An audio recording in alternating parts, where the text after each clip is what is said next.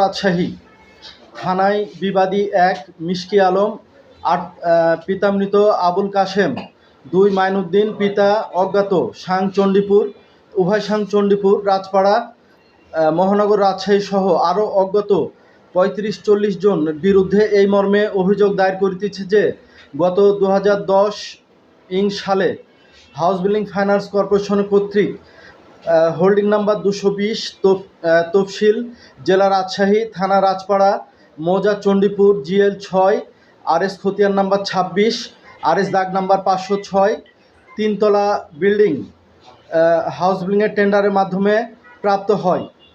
১ নং বিবাদী উক্ত তফসিলভুক্ত সম্পত্তি টেন্ডারের মাধ্যমে প্রাপ্ত হয়ে ৩০% টাকা বাবদ ৭,১৪,০০০ টাকা জমা প্রদান করেন। পরবর্তীতে ৭/৬/২০১২ তারিখে ৭ নং ওয়ার্ড কাউন্সিলর কার্যালয়ে এক সালিশ অনুষ্ঠিত হয়।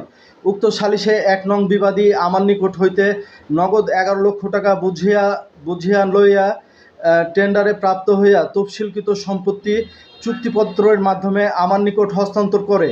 উক্ত সম্পত্তির বাকি ৭০% টাকা ২০,২৬,০২৭ টাকা আমি বাংলাদেশ হাউস বিল্ডিং ফাইন্যান্স কর্পোরেশনের নিকট বুঝিয়া দিলে তাহারা আমাকে বাড়ির রেজিস্ট্রি বুঝিয়া দিতে অঙ্গীকার করে।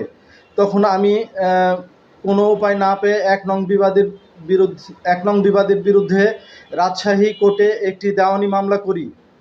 বর্তমানে মামলাটি চলমান আছে।